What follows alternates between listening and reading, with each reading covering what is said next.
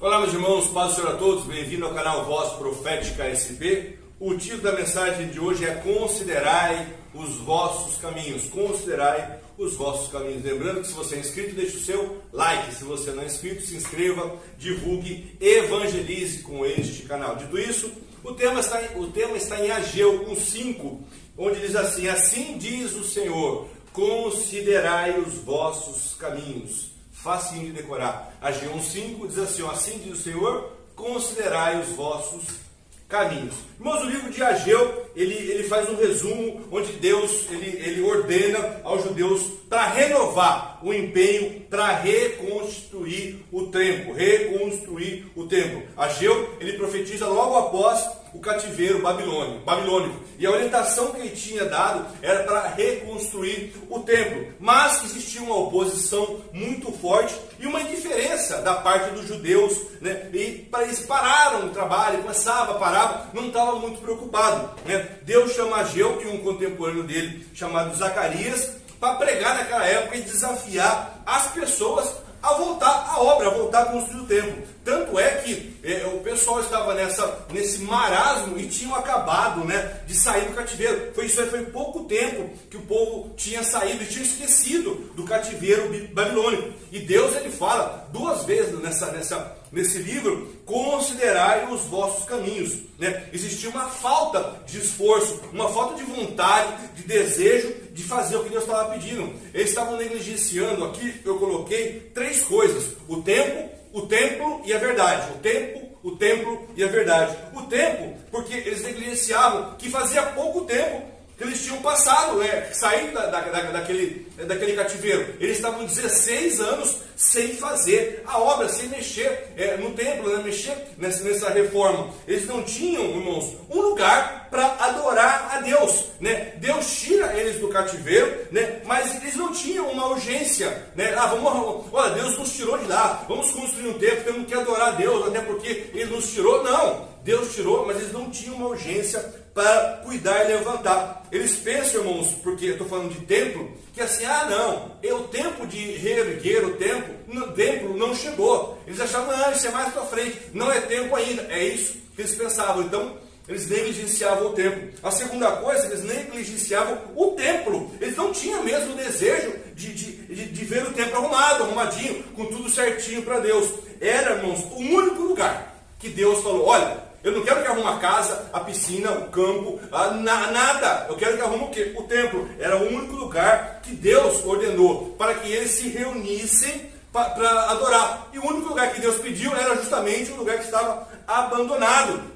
Não tinham, mesmo tendo dinheiro, apoio financeiro. Não tinha um apoio espiritual, oração. Ninguém estava preocupado em fazer isso.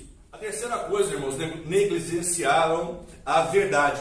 Deus via tudo o que eles faziam. Deus, irmãos, observava o desejo de dentro do coração deles. Deus olhava eles por dentro e por fora. E eles mesmos não conseguiam ver que aquela liberdade que Deus tinha dado, tirado do cativeiro, eles estavam livres de novo, não era só para eles trabalharem, ganhar dinheiro e ser prósperos. Era também para eles adorar ao Senhor. Era para eles viverem para Deus. Então, irmãos, essa era a verdade que eles estavam negligenciando. E hoje é a mesma coisa. Muito crente vive em casa de luxo, mas a casa do Senhor, a igreja, está esquecida. E entenda, quando eu falo casa ou a igreja, tanto é a parte física do templo, como o seu corpo, como você mesmo. O povo, irmãos, eles tinham naquela época 4 necessidades que eles tinham que resolver, 4 pendências com Deus, que eram se conformar, cumprir o que tinha que fazer, confessar e se preocupar com algumas coisas.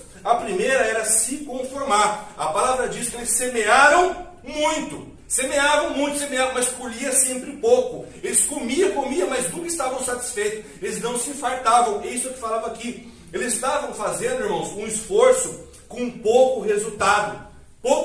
Eles não estavam sendo produtivos. O que é produtividade? É quando você planta pouco e nasce muito. Era o contrário. Não tinha produção, muito esforço sem resultado. O esforço deles não gerava frutos o bastante. Todo, irmão, esforço que a gente faz fora do propósito de Deus, ele rende muito pouca coisa, serve para muito pouca coisa. Temos que fazer nosso esforço casado com a vontade de Deus. A segunda coisa que a gente tinha que resolver era cumprir a palavra. A palavra diz assim, ó, edificais a casa. Era para arrumar a casa. A Bíblia diz que o templo estava em ruínas. Eles tinham recursos, eles tinham dinheiro, mas eles não usavam, não resolviam. Deus gostaria e pedia que eles tivessem um esforço obediente de edificar a casa. Eles, irmãos, eles é que estavam deixando as suas próprias vidas numa situação difícil. Não era Deus que estava piorando, era eles mesmos com essa atitude. A terceira coisa era confessar, porque diz assim a palavra: esperastes muito, mas pouco veio.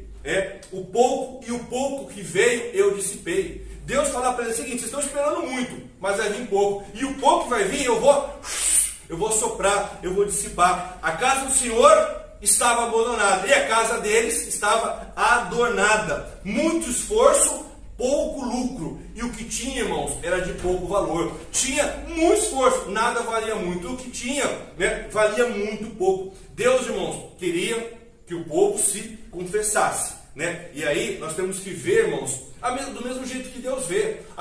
Deus olha para a gente querendo uma coisa e a gente olha querendo outra. Nós temos que olhar e colocar o nosso olhar na mesma direção de Deus. Existia muito orgulho, e temos que ter menos orgulho, ser menos orgulhoso. Outra coisa, menos necessidade material. O povo era muito orgulhoso, muita necessidade material. Deus estava tentando chamar a atenção deles para eles se confessassem. E a última necessidade que eu coloquei aqui era de uma preocupação.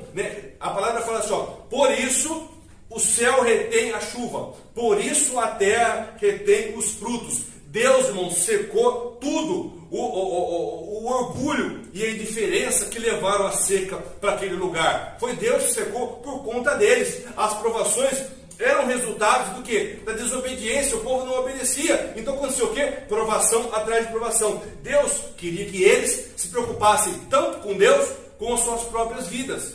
Irmãos, hoje é quase a mesma coisa daquela época. Hoje a igreja, irmão, perde cada vez mais poder para o mundo. Hoje, irmãos, o mundo está longe cada vez mais da justiça de Deus. Você vê aí seca, inundação, tempestade, tragédia, furacão, tudo que antigamente não tinha no nível que tem hoje. Tudo que é o quê? Resultado da desobediência. Irmãos, entenda uma coisa, Deus não abençoa ninguém que é rebelde. Quando o mundo rejeita Deus, Deus traz o juízo para esse lugar, para essa pessoa. E aí a pergunta é, quem está preocupado com isso? Você está preocupado com isso? Quem vai clamar por misericórdia? Somos nós, não tem outro jeito. Para finalizar a mensagem, eu coloquei aqui, a gente tem que analisar os nossos caminhos, ver como estamos caminhando, tratar o que está errado, igualzinho na mensagem, e escutar o que Deus está falando. Deus, ele sempre fala aos nossos corações. Basta a gente abrir os ouvidos e ter o entendimento do que Ele quer. Amém? Essa é a palavra, essa é a mensagem do dia de hoje. Vamos fazer uma última oração. Senhor Deus, Pai de nosso Senhor e Salvador Jesus Cristo, graças te damos por essa palavra. Peço que tu venhas, Senhor, cada vez mais estar perto dos nossos corações, que a tua justiça, Senhor, chegue a nós, ó Pai querido, para que venhamos, ó Pai querido, a fazer a tua obra. Abençoa todos quando ouvirem essa mensagem, abrindo, Senhor, os nossos caminhos, corrigindo o que está errado, escutando, Senhor, para falar aos nossos corações. É o que eu te peço em nome de Jesus. Amém. Irmãos, mais uma vez, se inscreve no canal, ativa o sininho, divulga essa mensagem. Que Deus abençoe você, sua família, Deus abençoe o Brasil e até a próxima, se Jesus não voltar até lá.